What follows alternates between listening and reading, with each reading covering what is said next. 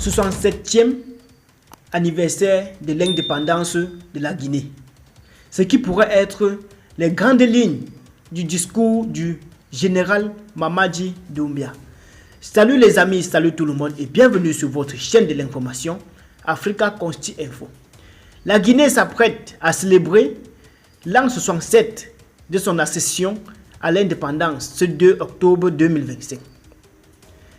Bien qu'aucun défilé militaire n'a été annoncé en date, comme dans les années précédentes, les autorités de la transition ont choisi le thème « S'inspirer du passé pour construire le futur ensemble » pour commémorer cette date historique.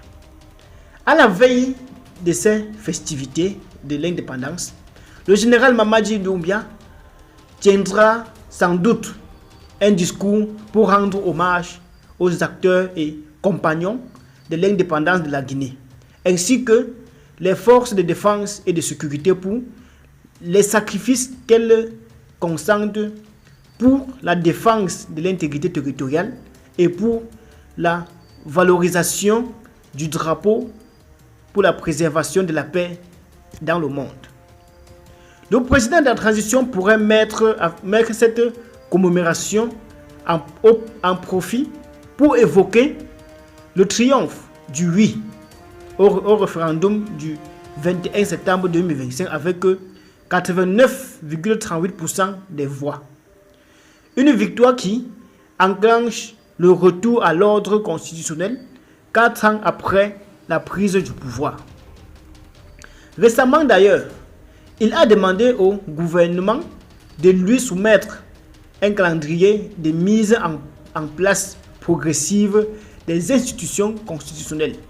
Sur le plan politique, le chef de l'État pourrait également mettre l'accent sur le scrutin présidentiel annoncé pour le 28 décembre 2025 et les différentes échéances qui vont intervenir après la présidentielle.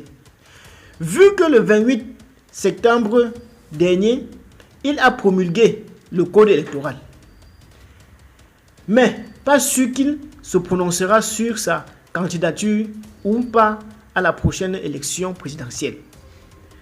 Dans le domaine économique, le président de la transition pourrait mettre l'accent sur la souveraineté économique en évoquant la hausse des recettes de l'État à hauteur de près de 139% en moins de 5 ans, mais aussi et surtout l'attribution par le cabinet standard à la Guinée une notation inaugurale B+ avec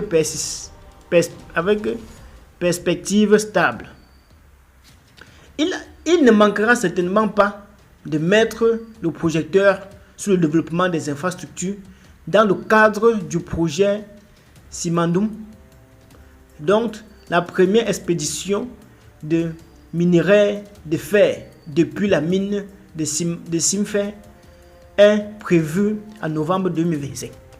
Sur le plan de l'amélioration des conditions de vie des Guinéens, la réforme du secteur de la santé, la construction des routes à travers le pays, des logements sociaux à Taïki, l'amélioration de la desserte en eau et en électricité dans toutes les villes du pays pourraient trouver écho dans son discours. Comme il est de coutume, le président de la transition appellera les Guinéens à renforcer l'unité et la cohésion sociale afin que le retour à l'ordre constitutionnel se déroule dans un climat apaisé. Très bien les amis, c'est ici qu'on prend fin de nos petits bulletins d'information. Restez scotchés à la chaîne, abonnez-vous, surtout commentez, sur ce portez-vous bien.